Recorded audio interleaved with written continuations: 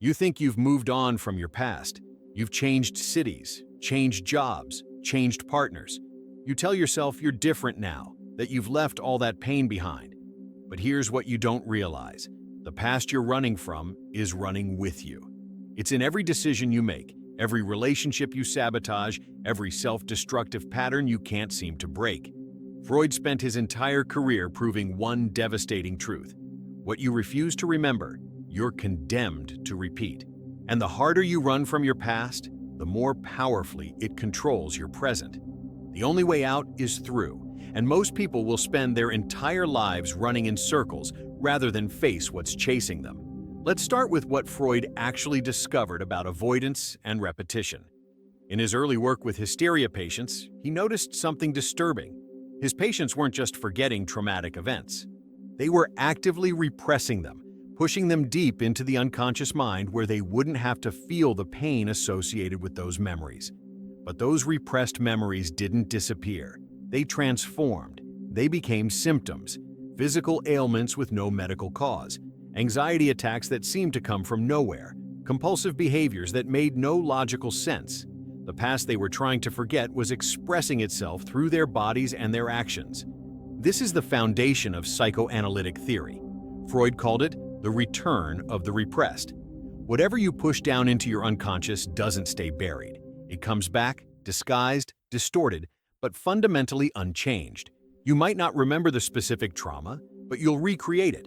You'll find yourself in the same situations, feeling the same feelings, making the same mistakes, wondering why your life feels like a loop you can't escape. That's not bad luck. That's your unconscious mind forcing you to confront what you refuse to acknowledge. Think about the person who grew up in a chaotic, unstable home and swears they want peace and stability in their adult life. They move away, start fresh, promise themselves they'll never recreate that environment. But within a few years, their life is chaos again. Unstable relationships, financial crises, constant drama. They're not consciously choosing chaos. They're unconsciously recreating it because chaos is what feels normal. Stability feels wrong, dangerous even, because they never learned to trust it. So they sabotage it, create conflict where none exists, pick fights, make impulsive decisions, anything to recreate the familiar feeling of instability they're running from. Or consider someone who experienced abandonment in childhood. They become fiercely independent as adults, pride themselves on not needing anyone, keep people at arm's length. They think they've solved the problem. If you never let anyone close, they can't abandon you. But what they don't see is that they're still being controlled by that original abandonment. They're not free from it. They're organizing their entire life around avoiding it. Every relationship decision, every emotional wall they build, every time they push someone away before they can be left, that's the past controlling them. They think they're protecting themselves, but they're actually ensuring they'll never have the intimacy they desperately want. They're abandoning themselves before anyone else can. Here's where Freud's insight becomes crucial. He realized that conscious willpower isn't enough to break these patterns. You can't just decide to stop repeating your past because the repetition isn't happening at a conscious level. It's driven by the unconscious, by parts of your psyche that you can't directly access through rational thought alone. This is why people can be completely aware of their self-destructive patterns and still be unable to stop them. The woman who knows she keeps dating emotionally unavailable men but feels powerless to choose differently. The man who recognizes he sabotages every good opportunity but can't stop himself from doing it again. Awareness without integration is just torture. The key word there is integration. Freud believed the only way to stop repeating the past was to bring it into conscious awareness, to examine it, to feel the feelings you've been avoiding, to understand how those experiences shaped your current patterns. This is why he developed the talking cure, what we now call psychoanalysis. By talking about your past, by free associating, by exploring your dreams and slips of the tongue, you gradually bring unconscious material into consciousness. And once something is conscious, you have choice. You can see the pattern instead of being trapped inside it. But here's what makes this process so difficult. The reason you repressed those memories or feelings in the first place is because they were too painful to process at the time. A child can't psychologically survive acknowledging that their parent is abusive or neglectful, so they repress that reality. They tell themselves stories that make the situation bearable. It's my fault. If I just behave better, they'll love me. They're doing their best. These stories protect the child's psyche from shattering, but they become the foundation for adult dysfunction. The child becomes an adult who believes they're fundamentally unlovable, that they have to earn affection through perfect behavior, that other people's cruelty is somehow their responsibility. When you start doing the work of confronting your past, you're dismantling those protective stories. You're allowing yourself to feel the pain you've been running from for years, maybe decades. You have to acknowledge that the parent you idealized was actually harmful, that the relationship you thought was love was actually abuse, that the version of yourself you've been performing for others isn't who you actually are. This is why people resist therapy, resist self-examination, resist anything that might force them to look honestly at their past. It's not weakness, it's terror. Terror of the pain that's been waiting for them all this time. Freud talked about resistance, the ways patients would unconsciously sabotage their own therapeutic progress when they got too close to repressed material. They'd miss appointments, change the subject, suddenly feel better and decide they didn't need therapy anymore, pick fights with their therapist. Anything to avoid confronting what they came to therapy to confront. This resistance proves how powerful the unconscious drive to avoid pain really is. Even when you consciously want to heal, part of you is terrified of what healing requires. But here's the paradox that Freud understood deeply. The pain you're avoiding by running from your past is actually smaller than the pain you're creating by repeating it. Yes, it hurts to acknowledge that your childhood was traumatic, but that's a finite pain. You feel it, you process it, you integrate it, and then it loses its power over you. The pain of repetition, on the other hand, is infinite. It's the pain of ruining relationship after relationship, of sabotaging opportunity after opportunity, of feeling stuck in patterns you can't understand or control, of reaching the end of your life and realizing you never actually lived it because you were always running from ghosts. Let's talk about what it actually looks like to stop running. First, you have to develop what Freud called the observing ego, the part of yourself that can watch your own behavior without judgment. This is harder than it sounds because most people are completely identified with their thoughts and feelings. When you feel anxious, you think you are anxious. When you feel angry, you are angry. There's no separation, no space between the feeling and your sense of self. The observing ego creates that space. It allows you to think, I'm having the thought that I'm unlovable, rather than, I am unlovable. That small shift is everything.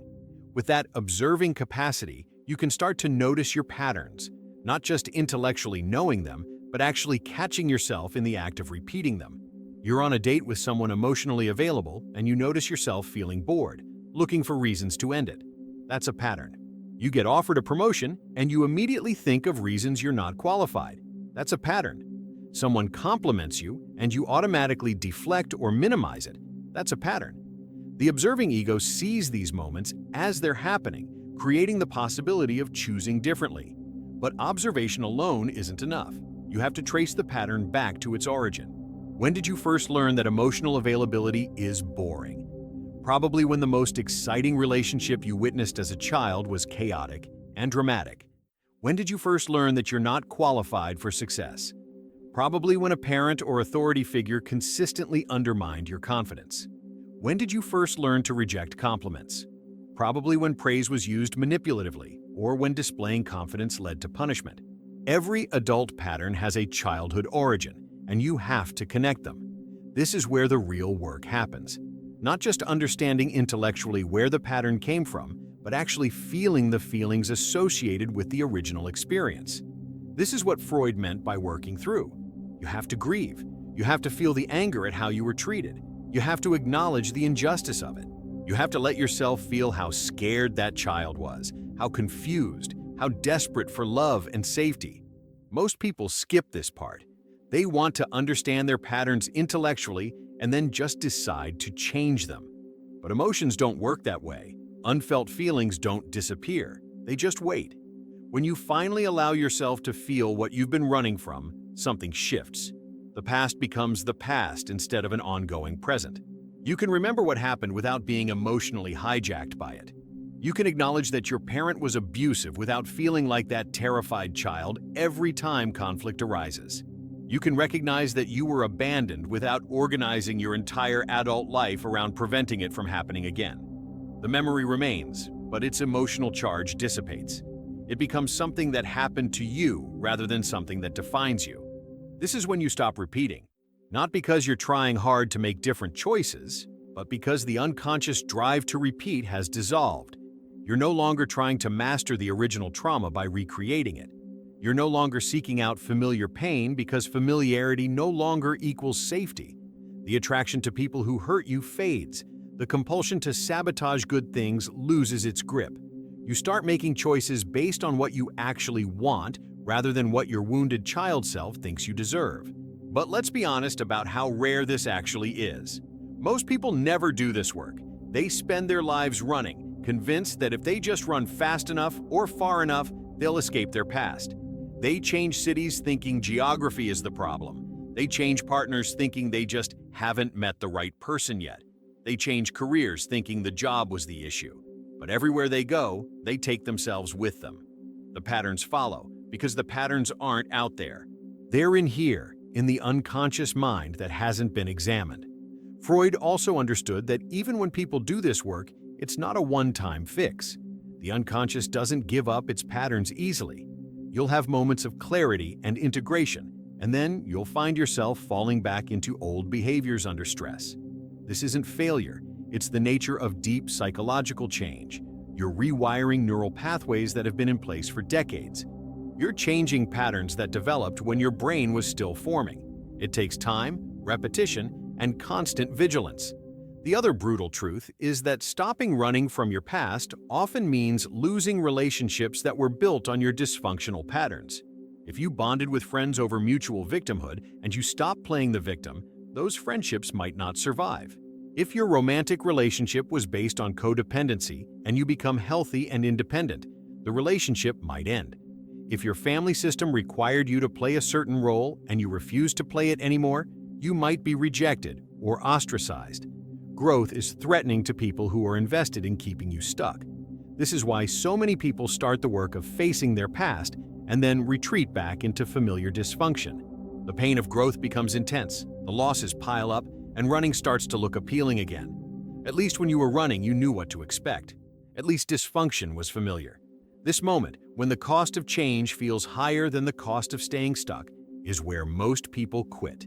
They convince themselves it wasn't that bad, that they were overthinking things, that maybe they just need to try harder with the same old strategies. But if you can push through this phase, something remarkable happens. You discover that you can tolerate discomfort without collapsing. You learn that you can feel pain without it destroying you. You realize that being alone is better than being in a toxic relationship. You understand that losing people who only valued the false version of you isn't actually a loss. You stop making decisions based on fear and start making them based on what genuinely aligns with who you're becoming. You stop performing for others and start living for yourself.